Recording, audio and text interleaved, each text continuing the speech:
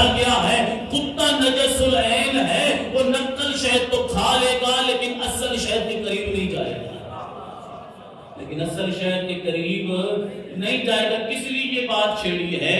اس لیے چھیڑی ہے کہ وہاں پر ایسا واقعہ ہوا تھا، تو انہوں نے مجھے بتایا، تو پھر میں نے اس کا اگلے دن جواب دیا۔ انہوں نے کہا کہ قبلہ ہم نے تبرک بنایا تھا، نیاز بنائی تھی، ہم نے محلے میں تقسیم کیا، لیکن چند لوگ ایسے تھے جنہوں نے کہا نہیں یہ نجس ہے، ہم نے نہیں کھانا، انہوں نے ہماری نیاز تبرک کی حرمت کو پامال کیا ہے۔ تو میں نے کہا آپ ناراض مت ہوں، آپ اپنے آپ کو شرمندہ مت کریں بلکہ خوش ہو جائیں۔ کس لیے؟ کیونکہ جب آپ نے نیاز تبرک یا حاضری تیار کی ہوگی، تیار کرتے وقت محمد و آل محمد پر درود پڑا ہوگا، اور محمد و آل محمد کی طہارت کی گواہی قرآن دیتا ہے۔ ان کا منہ نجس تھا، اس لیے اس تبرک کو نہ کھا سکے، نجس منہ ان کے نزدیک نہیں آ سکتا۔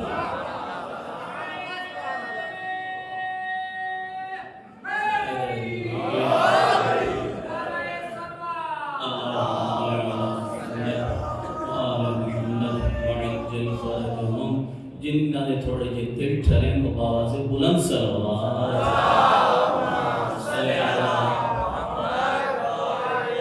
آپ کے سامنے قرآن پاک کی مقدس آیت اپنے موضوع کی طرف آؤں، تلاوت کرنے کا شرف حاصل کیا۔ سورہ آل عمران آیت نمبر 36، مالک کائنات فرماتا ہے قل ان کنتم تحبون اللہ فاتبعونی، قل اے نبی کہہ دو ان کنتم اگر تم کرتے ہو تحبون اللہ اللہ سے محبت۔ اے نبی جو لوگ کہتے ہیں نا کہ ہم اللہ سے محبت کرتے ہیں، ہمیں اللہ سے پیار ہے، ہم اللہ سے انس رکھتے ہیں، ہر وقت ہمارے اندر اللہ بسا ہے، بلکہ پاکستان میں تو ایسے لوگ بہت ہیں جو ہر وقت اللہ ہو اللہ ہو اللہ ہو کی صدائیں لگاتے ہیں۔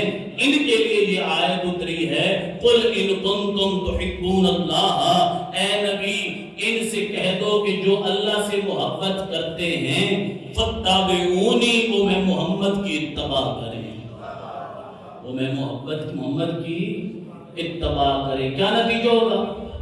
ایک آپ بہتر جانتے ہیں کہ محبت دو طرفہ ہوتی ہے، ایک طرفہ محبت کا کوئی فائدہ نہیں ہے۔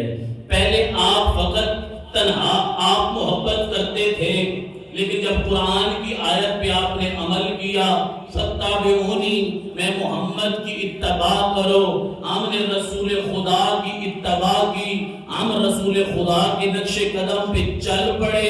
اب اس کا نتیجہ کیا ہوگا؟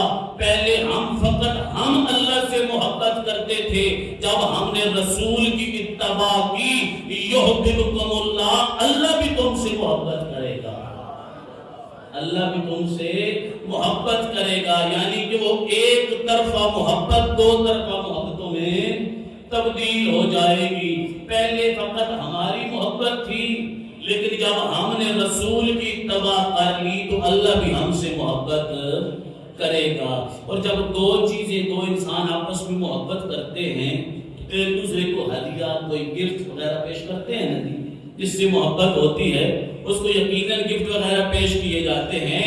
تو اب اللہ ہمیں کیا گفٹ دے گا؟ جب ہم نے رسول کی اتباع کی، فقط وہ ہم سے محبت نہیں کرے گا، گفٹ کے طور پر خداوند متعال قرآن میں فرماتا ہے وَيَغْفِرْ لَكُمْ ذُنُوبَكُمْ، فقط تجھ سے محبت نہیں کرے گا، تمہارے گناہ بھی معاف کر دے گا۔ فقط تم سے محبت نہیں کرے گا، تمہارے گناہ بھی معاف کر دے گا۔ واللہ غفور الرحیم، اور بے شک وہ ذات بخشنے والی غفور الرحیم ذات ہے۔ بآواز بلند صلوات پڑھیں۔ اب یہاں سے میرا موضوع اصل اور ہے، خصوصاً ذوالفقار صاحب بھی سوچ رہے ہوں گے کہ اشتہار میں ان کا موضوع اور لکھا گیا تھا، یہ جاؤ اس طرف گئے ہیں، آپ پریشان ہو، انشاءاللہ میں اس آیت کو اپنے موضوع کی طرف لے کر آؤں گا۔ میرا موضوع ہے اثبات شہادت حضرت زہرا در منابع اہل سنت، اہل سنت کے منابع سے بھی زہرا کی شہادت کو ثابت کرنا۔ تو انشاءاللہ میں آخر میں منابع آپ کے سامنے پیش کروں گا۔ تو اب اس آیت کے مطابق قرآن میں کیا کہا گیا ہے کہ جو لوگ اللہ سے محبت کرتے ہیں وہ رسول کی اتباع کریں، اللہ ان سے محبت بھی کرے گا اور ان کے گناہ بھی معاف کر دے گا۔ اب اس آیت قرآن کے مطابق جو چاہتا ہے کہ اللہ اس سے محبت کرے وہ رسول کی اتباع کرے۔ اب رسول کی زندگی کے چند پہلو ہیں، رسول کی زندگی کے چند پہلو ہیں۔ سب سے پہلا پہلو جو آیا رسول کی زندگی میں، حضرت عبداللہ کے بیٹے بن کر آئے۔ حضرت آمنہ کی جب گود آباد ہوئی، حضرت عبداللہ کے بیٹے بن کر آئے۔ اب پہلا پہلو بیٹے کی شکل میں ہے۔ اب جو چاہتا ہے، جو فرزند چاہتا ہے کہ میں اپنے والدین کا بہترین فرما بردار فرزند بن جاؤں، وہ کیا کرے؟ محمد مصطفیٰ کی اتباع کرے، محمد رسول خدا کی بیٹے والی زندگی جس وقت وہ بیٹے تھے اس زندگی پہ نظر دوڑائے۔ اب رسول کی زندگی آگے بڑھی، حضرت خدیجہ الکبریٰ سلام اللہ علیہا کے ساتھ عقد مبارک ہوا۔ اب جب رشتہ ازدواج میں جڑ گئے یہ دو ہستیاں، اب رسول کی زندگی کا ایک اور پہلو سامنے آیا، وہ کون سا ہے؟ شوہر کا پہلو۔ شوہر بنے ہیں۔ اب جو لوگ چاہتے ہیں کہ ہم بہترین شوہر بنیں، وہ بھی اتباع رسول کریں، وہ بھی اتباع رسول کریں۔ اب تھوڑا سا اور چند قدم آگے چلیں، جناب خدیجہ الکبریٰ کی گود آباد ہوئی، مالک کائنات نے جناب سیدہ زہرا سلام اللہ علیہا جیسی بیٹی عطا کی۔ تو اب باپ بنے، اب جو چاہتا ہے کہ میں بہترین باپ بن جاؤں، وہ بھی اتباع رسول کرے، وہ بھی اتباع رسول کرے۔ اب میرے کہنے کا مقصد یہ ہے، آپ یقیناً کہیں گے کہ یہ پہلو تو سب ہمارے اندر تھے۔ پردے میں میری مائیں بہنیں بیٹھی ہیں، وہ سوچیں گی کہ مولانا صاحب نے تو تمام پہلو وہ گن دیے جو مردوں میں پائے جاتے ہیں، ہمارے بارے میں تو اتباع رسول کے بارے میں کچھ بھی نہیں کہا کہ ہم خواتین اتباع رسول کیسے کریں، ہم رسول کے نقش قدم پر کیسے چلیں، کیونکہ رسول ظاہری طور پر ایک مرد بن کے آئے تھے اس کائنات میں، ظاہری طور پر ایک مرد تھے۔ اب جو مردوں کے احکامات رسول پر لاگو ہوتے ہیں، دنیا کے تمام مرد اس میں اتباع رسول تو کر سکتے ہیں، لیکن خواتین بیچاری کہاں جائیں، وہ اتباع رسول کیسے کریں؟ کیونکہ خواتین کے بعض مسائل ایسے ہوتے ہیں جو فقط اور فقط خواتین کے ساتھ ہوتے ہیں، مردوں میں وہ مسائل نہیں پائے جاتے۔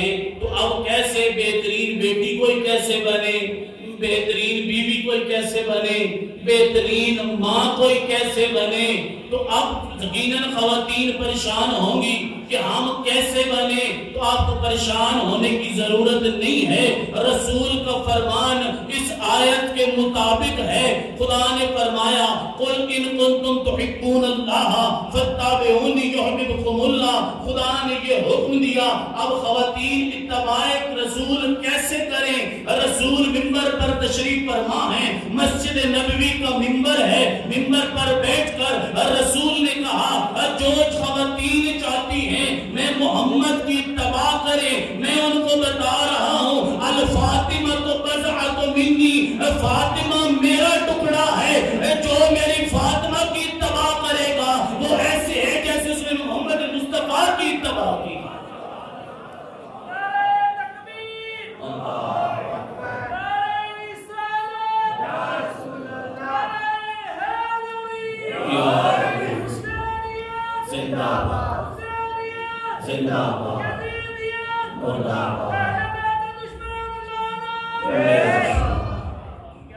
وہ بہترین کیا چاہتی ہے؟ اگر وہ چاہتی ہے کہ میں محمد کی اتباع کرے، الفاطمہ تو بضعۃ منی، فاطمہ میرا ٹکڑا ہے۔ رسول نے وہ لوگ غلط ترجمہ کرتے ہیں جو کہتے ہیں کہ فاطمہ میرے جگر کا ٹکڑا ہے، غلط ترجمہ ہے۔ عربی کے تین جملے، فاطمہ تو فاطمہ بضعۃ ٹکڑا ہے، منی میرا، کہیں پر جگر کا لفظ استعمال نہیں ہوا۔ اب اس سے مراد کیا ہے؟ فاطمہ تو بضعۃ منی، فاطمہ میرا ٹکڑا ہے۔ میں ایسے کیوں نہ کہوں؟ رسول کہنا چاہتے ہیں اگر میں رسول ہوں تو فاطمہ رسالت کا ٹکڑا، اگر میں نبی ہوں تو فاطمہ نبوت کا ٹکڑا، اگر میں ہادی ہوں تو فاطمہ ہدایت کا ٹکڑا، اگر میں معصوم ہوں تو فاطمہ عصمت کا ٹکڑا۔ ایسے کردار رسول مکمل نہیں ہوتا جب تک کردار زہرا شامل نہ ہو، اس وقت تک کردار رسول مکمل نہیں ہوتا جب تک کردار سیدہ شامل نہ ہو۔ تو اب دیکھیں بی بی نے اپنے بابا کی اتباع کیسے کی اور پوری دنیا کے لیے نمونہ عمل کیسے بنی۔ اب بیٹی ہے، سب سے پہلا بی بی نے اپنے آپ کو ایسا بیٹی بنایا، اپنا ایسا بیٹی کا کردار پیش کیا کہ جس وقت آیت قرآن نازل ہوئی کہ اے نبی تمہاری یہ جو بیویاں ہیں فقط تمہاری بیویاں نہیں ہیں، یہ ام المومنین ہیں، یہ مومنین کی مائیں ہیں۔ اب جب امہات رسول کے لیے، ازواج رسول کے لیے جب یہ آیت نازل ہوئی، جناب زہرا تھوڑا سا شرمندہ ہوئی۔ رسالت مآب نے اپنی بیٹی کا چہرہ پڑھا، اب پڑھ کر فرمایا اے زہرا بیٹا تو کیوں پریشان ہوتی ہے، یہ تمام مومنین کی مائیں ہیں، انت ام ابیہا، تو اپنے باپ کی بھی ماں ہے، تو اپنے باپ کی بھی ماں ہے، تو اپنے باپ کی بھی ماں ہے۔ کیسے ماں باپ کی ماں بن گئی ایک بیٹی؟ کیونکہ بی بی نے اپنا کردار ایسا پیش کیا، کائنات کے رسول کی ایسے خدمت کی، ایسے مدد کی جیسے ایک ماں اپنے بچے کی کرتی ہے۔ اور پھر تھوڑا سا آگے چلیں، آگے چل کر بی بی کی عظمت کا ایک اور پہلو دیکھیں۔ اب بی بی زوجہ بنی ہے، مولا کائنات کی، مولا کے گھر میں آئی، اب اپنے آپ کو ایسا زوجہ بنایا، دنیا کی تمام بیویوں کے لیے ایسا نمونہ عمل بنی۔ جب رسول خدا نے مولا امیر سے پوچھا یا علی آپ نے میری بیٹی زہرا کو کیسے پایا، تو کیا جواب دیا میرے مولا نے؟ مولا نے فرمایا نعم العون فی طاعت اللہ، میں نے زہرا کو خدا کی بندگی میں بہترین مددگار پایا، میں نے جناب سیدہ کو خدا کی بندگی میں بہترین مددگار پایا۔ اور اب آگے چلیں، تھوڑا سا اور آگے چلیں، جناب سیدہ کی گود آباد ہوئی، حسنین شریفین جیسے فرزند مالک کائنات نے عطا کیے۔ اب جب ماں بنی ہے میری آقا زادی، دنیا کی ماں کے لیے ایسا نمونہ عمل بنی، ایسا کردار پیش کیا۔ میں نہیں کہتا کہ مولا حسن نے اپنی ماں کے بارے میں کیا کہا، میں نہیں کہتا مولا حسین نے اپنی ماں کے بارے میں کیا کہا، میں جو آپ کے سامنے جملہ پیش کرنے چاہتا ہوں وہ ہے 11ویں لال ولایت حضرت امام حسن عسکری علیہ السلام کا۔ مولا اپنی اماں جدہ زہرا کے بارے میں کتنا خوبصورت بیان فرماتے ہیں۔ مولا نے فرمایا جدتی نحن حجج اللہ علیکم، ہم تمام کے تمام حجت خدا ہیں اے لوگوں تم پر، وجدتی فاطمہ حجت علینا، اور ہماری جدہ زہرا ہم پہ حجت ہے، اور ہماری جدہ زہرا ہم پہ حجت ہے۔ یہ ہے کردار جناب سیدہ کا، اور یقیناً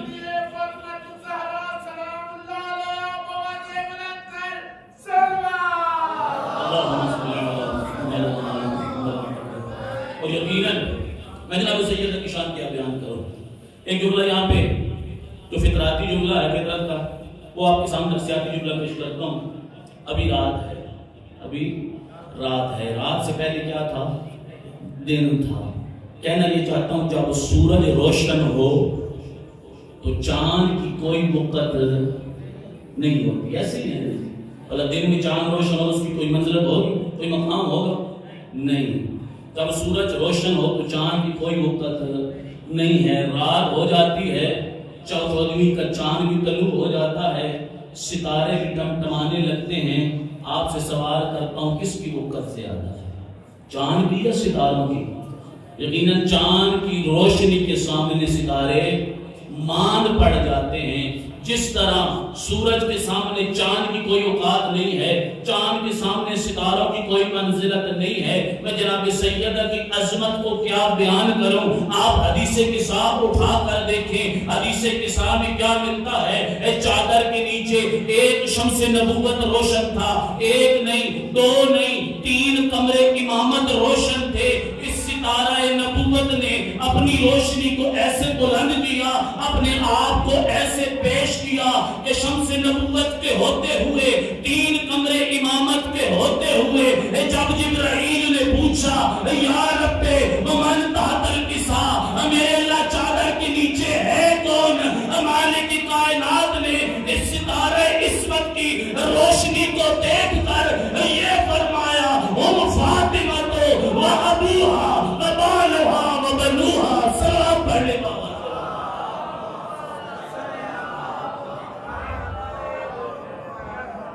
ایسا بلند کیا۔ اور واقعاً جناب سیدہ کی شان، میں کتنے واقعات آپ کے سامنے پڑھوں جناب سیدہ کے، اور واقعاً جو میرا موضوع ہے اس کو آخری مسائل سے آپ دینے کے لیے بیان کروں گا، چاند میں کچھ منابع لکھ کر لے آیا ہوں۔ اور واقعاً جناب سیدہ کی عظمت کو اگر آپ دیکھنا چاہیں تو خود آئمہ معصومین سے پوچھیں سیدہ کس عظمت کی مالک تھی، اور واقعاً دنیا نے اگر جناب سیدہ کی عظمت کو پہچان لیا ہوتا تو آج یہ دنیا اندھیروں میں مبتلا نہ ہوتی، یقیناً ایسے ہی ہے۔ اور آپ عموماً سنتے رہتے ہیں جناب سیدہ کا دربار میں جانا مصائب کی صورت میں، مصائب بھی پڑھ رہا ہوں میں، مصائب کی صورت میں سنتے ہیں نا، لیکن آج آپ کے سامنے مصائب نہیں فضائل کی صورت میں پڑھوں گا۔ جناب سیدہ دربار میں گئی ہیں، ایسے ہی نہیں گئی کہ جا کر اپنا حق مانگ لیا، خدا کی قسم ہے اگر بی بی سے فدق مانگتے تو بی بی فدق دے دیتی، فدق تو میرے آقا ذاتی کے پاؤں کی دھول ہے، اگر وہ بی بی سے مانگتے تو بی بی دے دیتی۔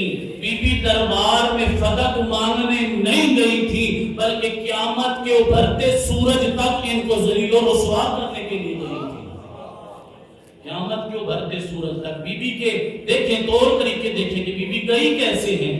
سب سے پہلے بی بی ام ایمن کو لے کے گئی ہے، اور بھی بی بی کی کنیزیں تھیں ان کو بھی لے کر جا سکتی تھی، تھوڑی سی ذوالفقار صاحب آواز بہت زیادہ بڑھ رہی ہے، تھوڑا سا کنٹرول طریقوں کو، تو آپ اور بھی ہو سکتا تھا، ایسے ہو سکتا تھا، نہیں ہو سکتا تھا، ہم فضا کو لے جاتی، اور بھی کنیزیں تھیں ان کو بھی لے جا سکتی تھی۔ کیا وجہ ہے کہ فقط ام ایمن کو لے کر گئی ہیں؟ اس وقت جناب ام ایمن دربار میں پہنچی ہے نا، تو ایک بندے نے کہا کہ نہیں ہم نہیں مانتے۔ جس وقت بی بی نے جناب ام ایمن کو اپنا گواہ بنایا ہے، جناب ام ایمن نے منبر پہ بیٹھنے والے پہ ایک سوال کیا ہے۔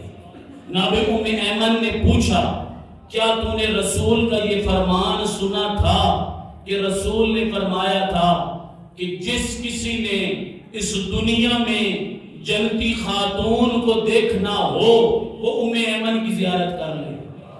کیا رسول نے یہ فرمایا؟ کہنے لگا ہاں میں نے خود رسول کی خدمت میں بیٹھا تھا، رسول نے کہا تھا جو کوئی جنتی خاتون اس دنیا میں دیکھنا چاہتا ہے جنت کی رہنے والی، وہ جناب ام ایمن کی زیارت کر لے۔ اب جناب ام ایمن نے دوسرا سوال کیا، بی بی ام ایمن فرماتی ہیں میں تجھ سے پوچھنا چاہتی ہوں کیا جنت میں جھوٹا انسان جا سکتا ہے؟ کیا کوئی جھوٹا انسان جنت میں جا سکتا ہے؟ جھوٹوں کی جگہ ہے جنت میں؟ کہنے لگا نہیں، خدا کی لعنت ہوتی ہے جھوٹوں پر، جنت میں کوئی جھوٹا نہیں جائے گا، فقط سچے جائیں گے۔ اس وقت میری آقا ذاتی جناب ام ایمن نے بی بی کی وکالت کرتے ہوئے کیا فرمایا؟ جناب ام ایمن فرماتی ہیں تو کہتا ہے جنت میں رہنے والا جھوٹا نہیں ہو سکتا، میں جنت میں رہنے والی ہوں، میں جھوٹی نہیں ہو سکتی، تو جو سردار جنت کی ماں ہے وہ کیسے جھوٹی ہو سکتی ہے؟ جو سردار جنت کی ماں ہے وہ کیسے جھوٹی ہو سکتی ہے؟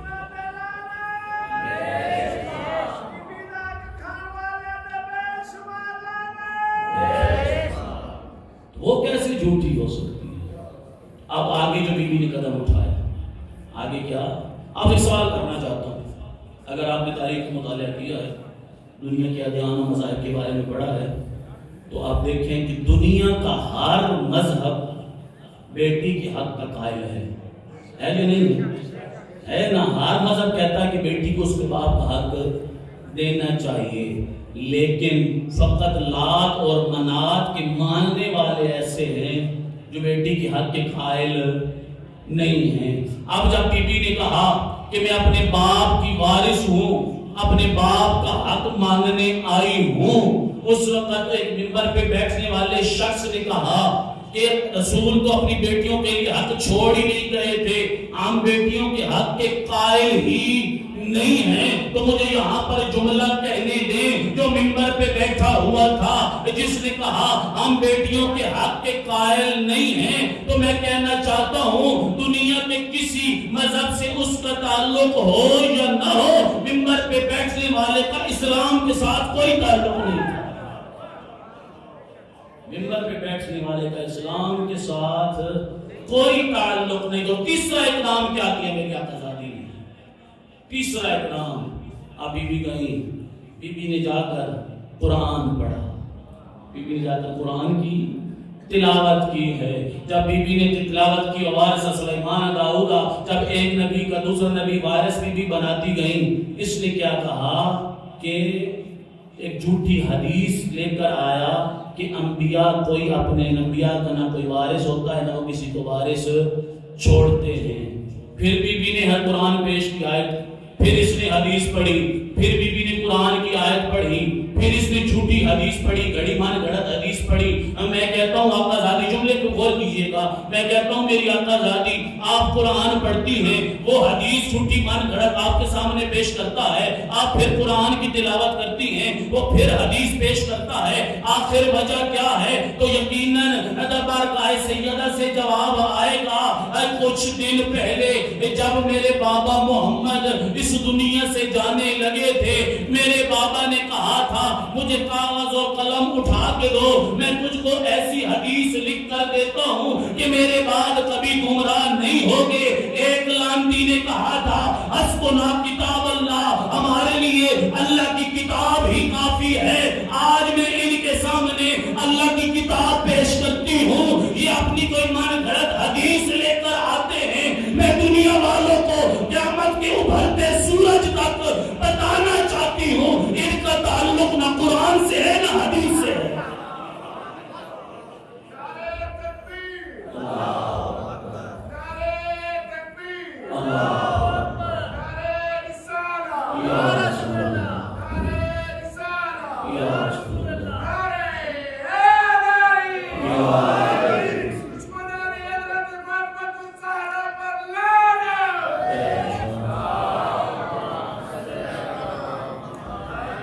مجھے پوچھ دیا گیا تھا اس بات شہادت حضرت زہرا در منابع اہل سنت، منابع اہل سنت میں جناب سیدہ کی شہادت کو ثابت کرنا ہے۔ منابع اہل سنت میں پیش کرنے سے پہلے سب سے پہلے آپ کے سامنے ساتویں لار ولایت حضرت امام موسیٰ کاظم علیہ السلام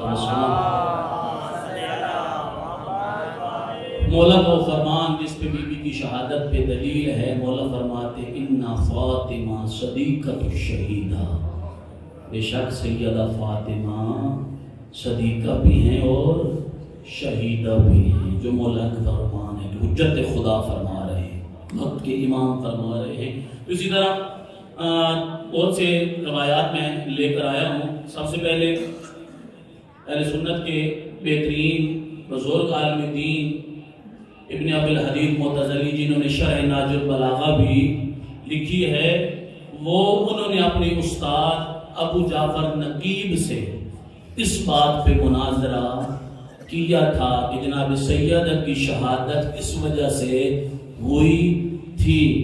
اس میں انہوں نے اس مناظرے میں تقریباً 84 راویان اہل سنت پیش کیے تھے کہ 84 ہمارے مکتب کے اپنے راوی ہیں جنہوں نے کہا ہے کہ جناب سیدہ کی شہادت دروازہ جلنے کی وجہ سے ہوئی تھی، جناب سیدہ کی شہادت۔ اور اسی طرح اور بھی ہیں، ایک کتاب کا نام ہے الہجوم علی بیت الفاطمہ، ہجوم کا جناب زہرا کے دروازے پر آنا۔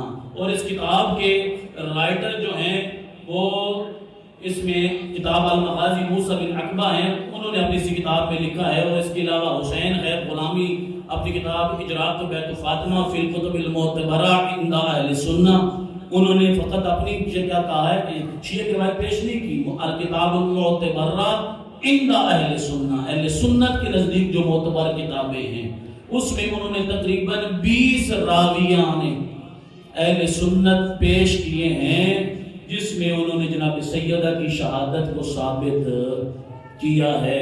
اور اسی طرح ایک اور بھی بہت سے راوی قاضی عبدالجبار معتزلی جو 415 ہجری میں یہ وفات پائی تھی، انہوں نے اپنی کتاب تثبیت دلائل النبوہ جناب رسول کی نبوت کے بارے میں دلائل جو لائے تھے اسی کے اندر انہوں نے اپنی جناب زہرا سلام اللہ علیہ کی وجہ شہادت بھی یہی بیان کی تھی۔ ہم اپنی کتابوں کو چھوڑ دیتے ہیں، سنن ابن داؤد اٹھا لیں، پرانی بخاری کا ایڈیشن اٹھا لیں جو میں نے اپنی آنکھوں سے پڑھا ہے، آج جو پاکستان میں بخاری پیش کی جا رہی ہے اس میں یہ روایات حذف کر لی گئی ہیں۔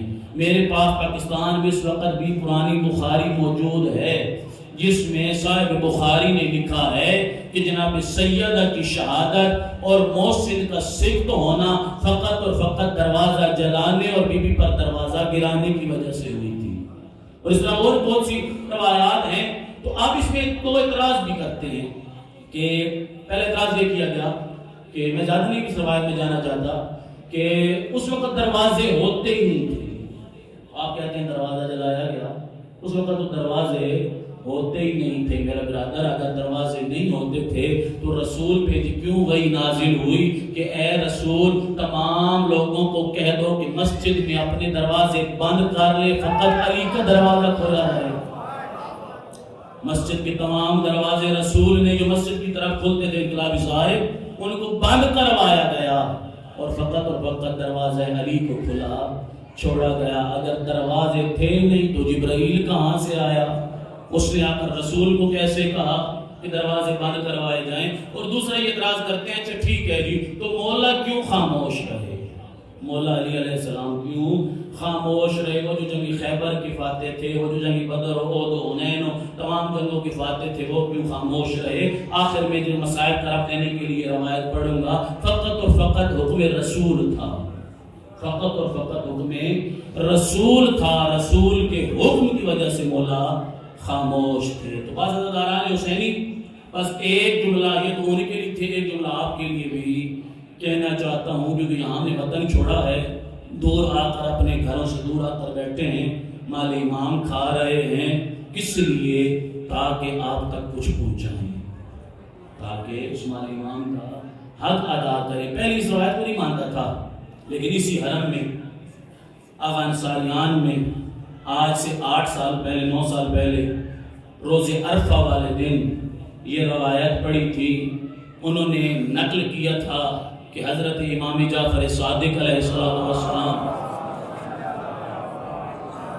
مولا فرماتے ہیں کہ جس جگہ بھی ذکر حسین کیا جا رہا ہو، بندوں کی قید نہیں لگائی، ایک بندہ 5 10 100 1000 نہیں، جس جگہ پہ بھی جس محفل میں بھی ذکر حسین کیا جا رہا ہو اس جگہ پر ہماری جدہ سیدہ تشریف لے آتی ہے، اس جگہ پر ہماری جدہ سیدہ تشریف لے آتی ہیں۔ اب آپ سے سوال کرنا چاہتا ہوں، آپ بھی مجلس میں آئے ہیں، میں بھی مجلس میں آیا ہوں، کائنات کی مالکہ بی بی بھی اس مجلس میں آئی ہیں، ہمارا کیا فریضہ بنتا ہے؟ بی بی کو راضی کر کے واپس بھیجیں یا ناراض کر کے؟ اب یقیناً ناراض نہیں آئیں گے کیونکہ تھوڑی سی اس لیے کیوں اگر میں انتہائی معذرت کے ساتھ دستبستہ گزارش کر رہا ہوں کہ میں مجلس میں آؤں واجبات کو چھوڑ کے، میں مجلس میں آؤں محرمات کو انجام دیتے ہوئے، میں مجلس میں آؤں بغیر وضو و طہارت کے، میں مجلس میں آؤں اپنی ماں بہن کا حق کھا کر، آیا بی بی مجھ سے راضی جائیں گی یا ناراض جائیں گی؟ ناراض جائیں گی نا یقیناً، فقط ناراض نہیں جائیں گی، یہاں سے رو کر واپس جائیں گی۔ بی بی اس دربار سے بھی رو کر واپس گئی تھی، اور اگر آپ کی مجلس میں بھی رو کر واپس جائیں تو آپ اور ہم میں اور ان میں فرق کیا رہ گیا؟ بلکہ اپنوں کی تکلیف زیادہ ہوتی ہے، غیروں کی تکلیف اتنی نہیں ہوتی۔ تو بس حضرات میں اتنا کہنا چاہتا ہوں، ہر بندہ اپنی ماں بہنوں سے کہنا چاہتا ہوں، ہر بندہ اگر یہ نیت لے کر آئے کہ میں مجلس سید الشہداء میں جا رہا ہوں، میری آقا ذاتی بھی آئی ہیں، میں نے مجلس میں جانا ہے، بی بی کو راضی کر کے بھیجنا ہے، ناراض کر کے نہیں بھیجنا، تو یقیناً ہماری مجالس سید الشہداء صحیح معنی میں مجالس بنیں گی۔ کوشش کریں۔ ایک واقعہ اور ربط صاحب شمعون نامی ایک یہودی تھا، اور واقعاً مولا میر کے گھر پر ایسے حالات آئے ہیں کہ مولا جب گھر میں داخل ہوئے، جناب سیدہ کا چہرہ پڑھا، جناب سیدہ کچھ کہنا چاہتی تھی لیکن کہہ نہ پائیں۔ مولا نے فرمایا سیدہ زہرا کیا وجہ ہے، کچھ مانگنا چاہتی ہو تو مانگ نہیں رہی؟ بی بی خاموش رہی۔ پھر کہا ہے زہرا کچھ مانگنا چاہتی ہو مانگو۔ جب تیسری دفعہ مولا نے کہا ہے سیدہ میں حجت خدا وقت کا امام تجھے کہہ رہا ہوں کچھ مانگنا چاہتی ہے تو مانگ، تو بی بی نے کہا کہ اے مولا دن گھر میں 3 دن ہو گئے ہیں فاقے پڑ رہے ہیں، بچوں کے کھانے کے لیے کچھ نہیں ہے، کچھ لے کر آئیں۔ اس وقت مدینہ کی گلی میں ایک بڑا ذمہ دار شمعون یہودی نامی رہتا تھا۔ مولا نے جناب سیدہ کی چادر اٹھائی، چادر اٹھا کر شمعون کے دروازے پہ گئے۔ شمعون نے دیکھا کہ مولا مشکل کشا آئے ہیں۔ مولا نے فرمایا کچھ کھانے کے لیے اناج ہے، کچھ چیزیں ہیں، دے، میں تیرے پاس یہ چادر گروی رکھ کے جاتا ہوں، جب تیرا مال تجھے واپس لٹا دوں گا مجھے چادر واپس کر دینا۔ روایت ملتی ہے کہ جس وقت یہ شمعون رات کو سویا، اس نے اپنے گھر سے ایک نور بلند ہوتا دیکھا۔ اس نے دیکھا کہاں سے نور آ رہا ہے، اس نے وہ صندوق کھولا جس صندوق میں اس نے چادر زہرا کو رکھا تھا، گر پڑا، رونے لگا کہ یہ تو چادر سیدہ ہے جس سے نور نکل رہا ہے۔ میں نے روایت میں پڑھا ہے 700 کی بھی روایت ملتی ہے اور کم سے کم 70 کی روایت ملتی ہے کہ 70 یہودی اسی وقت اسلام لے کر آ گئے۔ 70 یہودی اسی وقت اسلام لے کر آ گئے۔ رلاتی یہی بات ہے کہ زہرا کی چادر یہودیوں کو مسلمان کر دے اور مسلمانوں نے زہرا کی بیٹیوں کی چادریں چھین لی۔ مسلمانوں نے زہرا کی بیٹیوں کی چادریں چھین لی۔ ہاں زداران حسینی، پہلے میں بیٹھ کے مسائل پڑھتا تھا، لیکن ابھی تھوڑی دیر پہلے سامنے والی مسجد میں آقا محمد حسین مومنی پڑھ کے گئے ہیں۔ پچھلے سال انہی ایام میں ان سے ملا اور میں نے ان سے پوچھا جناب سیدہ کو مسائل پڑھتے ہوئے آپ کیوں کھڑے ہوتے ہیں؟ باقی مسائل پڑھتے ہیں تو نہیں کھڑے ہوتے، آپ کیوں جناب سیدہ کو مسائل پڑھتے ہوئے کھڑے ہو جاتے ہیں؟ تو وہ رو کر کہتے ہیں جس کے استقبال کے لیے رسول کھڑا ہوتا تھا میں اس کو مسائل کیسے بیٹھ کے پڑھوں؟ بے شک جو مسائل پڑھنے ہوتے ہیں پڑھا کر بیٹھ کے، لیکن سیدہ کو مسائل کبھی بیٹھ کے نہ پڑھنا۔ زہرا کا مسائل ہمیشہ کھڑے اجر کو بھی سیدہ۔ اچھا استقبال کیا زداران حسینی، بس زداران حسینی۔ تو اعتراض ہوا کہ علی نے تلوار کیوں نہ اٹھائی؟ آخری وقت تھا رسول کا، رسول نے بلایا یا علی او بیٹی زہرا آؤ میرے پاس آ کر بیٹھو۔ جب آئے رسول گریہ کر رہے تھے، رسول رو رہے تھے۔ مولا فرماتے ہیں مولا کیا ہوا، کس لیے گریہ کر رہے ہیں؟ بی بی فرماتی بابا کیوں روتے ہیں؟ تو مولا نے رو کر فرمایا زہرا بیٹا ابھی جبرائیل آیا تھا، اس نے مجھے میرے جانے کے بعد والے واقعات بتائے ہیں، ان واقعات کو یاد کر کے رو رہا ہوں۔ مولا نے فرمایا کیسے واقعات؟ تو رسول خدا فرماتے ہیں یا علی میرے بعد تیرا حق غصب کیا جائے گا، لیکن دین کی خاطر تو نے خاموش رہنا ہے، کیا تو دین کی خاطر برداشت کرے گا؟ مولا نے سر کو جھکا لیا، فرمایا یا رسول اللہ میں قبول کرتا ہوں، بے شک میرا حق غصب کر لیں لیکن میں علی نہیں بولوں گا۔ فرمایا یا علی اتنا نہیں ہے، فقط اتنا نہیں ہے، لوگ تیرے دروازے پہ آئیں گے، تجھے ہاتھوں میں رسیاں ڈالی جائیں گی، تیرے دروازے کو جلایا جائے گا، کیا برداشت کر لے گا؟ عزادارو مولا نے تھوڑی سی ٹھنڈی سی آہ بھری اور رو کر کہتے ہیں یا رسول اللہ اگر دین کا مسئلہ ہے تو میں علی برداشت کر لوں گا۔ اب رسول نے اور گریہ کرنا شروع کیا اور رو کر فرماتے ہیں یا علی فقط اتنا نہیں ہے، میرے بعد زہرا کو تماچے مارے جائیں گے۔ اجرکم اللہ اجرکم من السیدہ، بسم اللہ بسم اللہ، میرے بعد زہرا کو تماچے مارے جائیں گے۔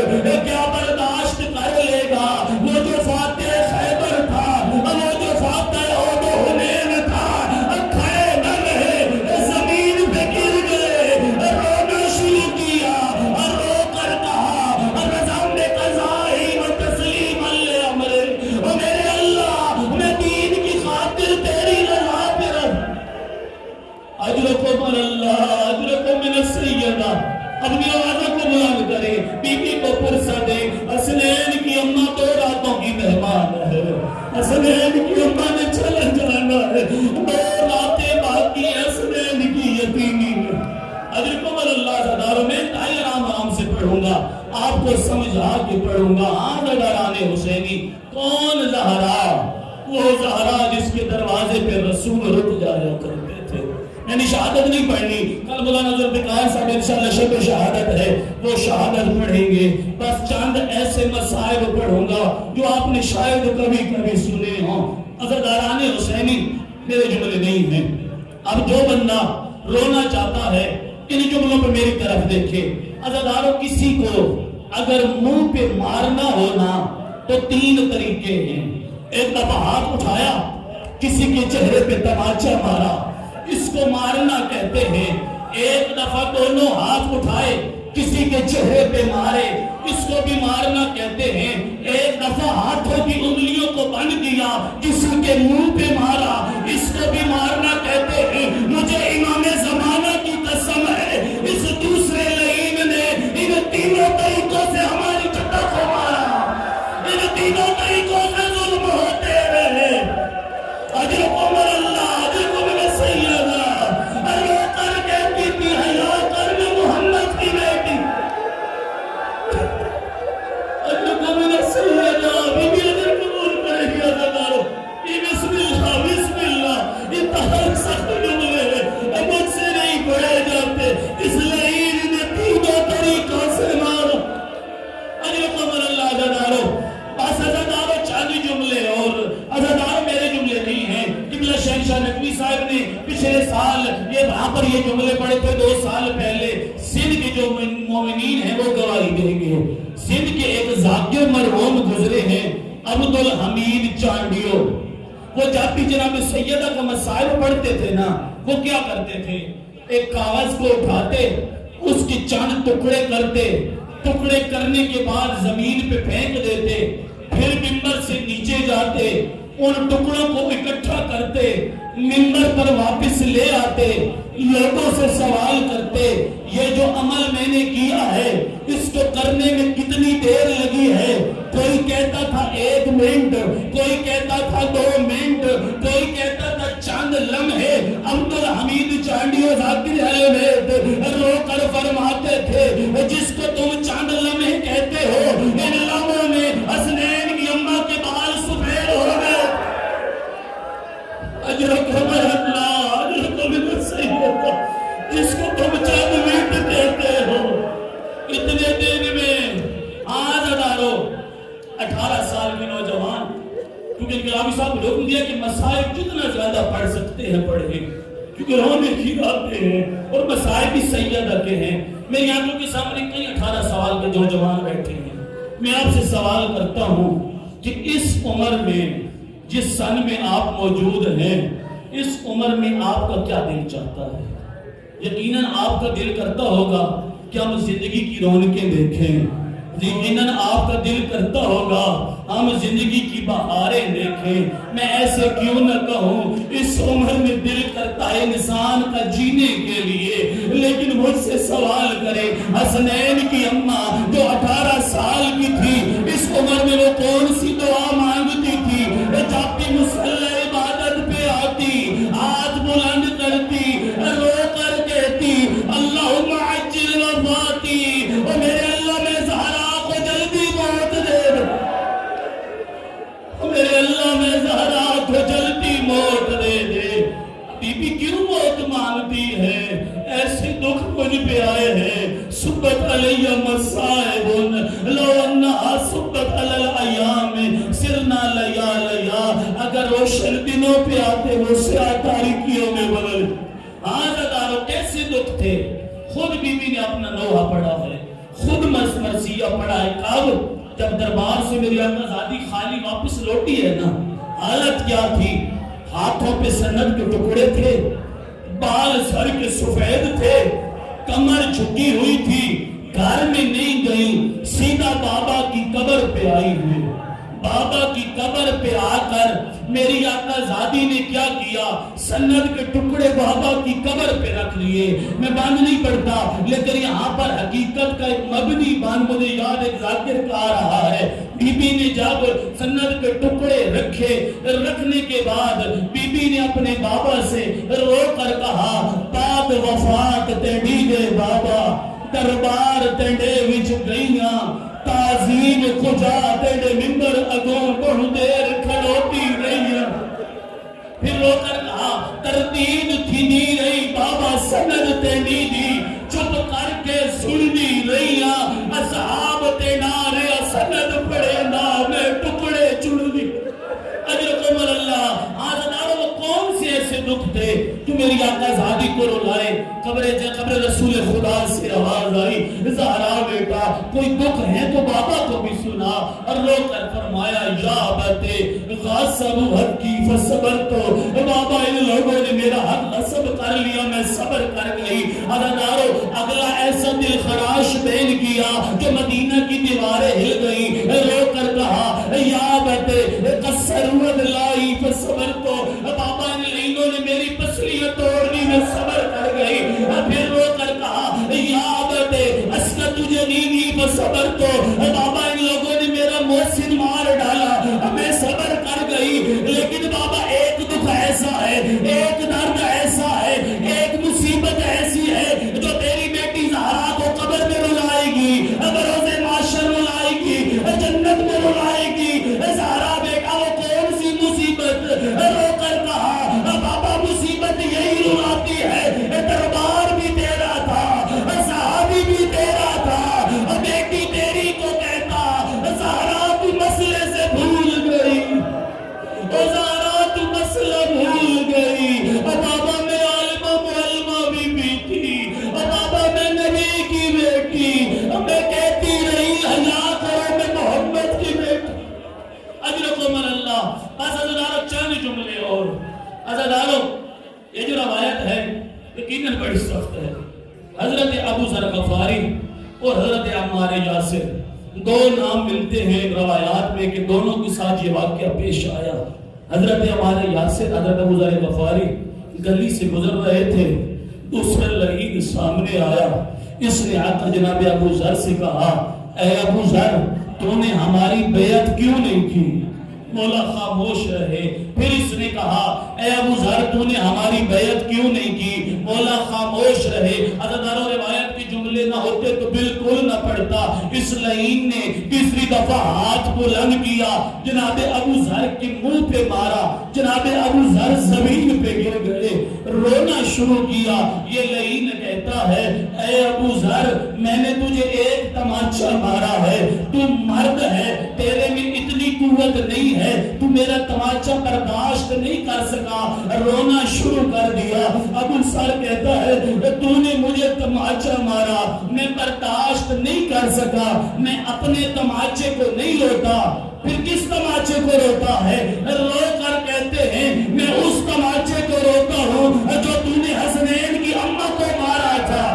آئے حسنین کی اماں نے کیسے برداشت کیا مجھے زہرا کی غربت رلاتی ہے اجرکم اللہ اجرکم من السیدہ ادھاروں بس آخری مراحل میں داخل ہوں جو طلاب علماء بیٹھے ہیں وہ اس کا بخوبی جملہ جذب جانتے ہیں ایک لفظ ہے زاربا زاربا کیا مطلب مارنا ایک لفظ ہے رافضہ رافضہ کا کیا مطلب ہے مثال کے طور پر یہ شیشے کا گلاس ہو اس کو زمین پہ پھینک دیا جائے یہ ٹوٹ جائے گا اب میں کیا کروں جوتوں کے ساتھ وہ جو ٹوٹا ہوا گلاس ہے اس پہ چڑھ کے اس کو کرچی کرچی کر دوں اس کو کہتے ہیں رافضہ یعنی کہ چور چور کر دینا کسی چیز کو عزادار امام صادق سے پوچھا گیا کہ حضرت محسن کی شہادت اس میخ سے ہوئی تھی جو دروازے میں پیوست تھی امام نے فرمایا بالکل نہیں بالکل ایسے نہیں تھا تو پھر حضرت محسن کی شہادت کیسے ہوئی مولا نے فرمایا جب میری اماں زمین پہ گری تھی رافضہ الاسد فاطمہ یہ لعین بی بی کی پسلیوں پہ چڑھ گیا اور اس نے ٹھوکریں مارنا شروع کی ایا کر یہ نبی کی بیٹی ہے ایا کر اس وقت تک مارتا رہا جب تک محسن شہید اجرکم اللہ عزاداروں بس آخری جملہ ابھی ماتم کریں گے بی بی کو یقیناً پرسا دیں گے عزاداروں یقیناً کل 2 جمادی ثانی پرسو بی بی کی شہادت کا دن ہے آپ سے التماس کرتا ہوں یہاں پر آئے ہیں بی بی کا زیارت نامہ لازمی پڑھنا. اب جب بی بی کا آپ زیارت نامہ پڑھیں گے اس میں ایک جملہ ہے السلام علیکہ ایتھا المجتہدہ، اے مجتہدہ بی بی آپ پر میرا سلام ہو. مجھ سے سوال کریں مجتہدہ کسے کہتے ہیں؟ مجتہدہ عربی میں اس اونٹنی کو کہا جاتا ہے جس کی آنکھوں کے سامنے کم سے کم اس کے 2 بچوں کو نہر کیا گیا ہو. عزیزانو آپ جملے سمجھنا السلام علیکہ ایتھا المجتہدہ، وہ کون سے بیٹے تھے وہ جو بی بی کی آنکھوں کے سامنے مارے گئے؟ ایک تو جناب محسن کی شہادت اور دوسرا روایت بتاتی ہے روز معاشر ہوگا، جناب سیدہ معشور ہوں گی، خدا کی بارگاہ میں آ کر میری آقا زادی کہیں گی اور میرا مالک آج مجھے حسین ایسے دکھا جیسے روز عاشور کربلا میں تھا. عزادارو کربلا کا نام آنا تھا. عزادارو یقیناً جملے آئیں گے اے زہرا برداشت نہیں کر سکے گی، بی بی رو کر کہیں گی اور میرا مالک دنیا کو اپنے حسین کی مظلومیت بتانا چاہتی ہوں. عزادارو کیا جملے ہیں؟ اس وقت زمین کربلا کو بلند ہونے کا حکم ملے گا. جب زمین کربلا بلند ہوگی قیامت کا منظر ہوگا. وَرَافَزَا عَلَىٰ صَدْرِ الْحُسَيْنِ وَلَعِينُ حسین کی پسلیوں پہ سوار ہوگا، خون خنجر ہوگا، رو کر کہے گی اور میرا مالک بس کر دے، ہمیں زہرا برداشت نہیں کر سکتی اور حسین تیری مظلومیت قربان. ماتم حسین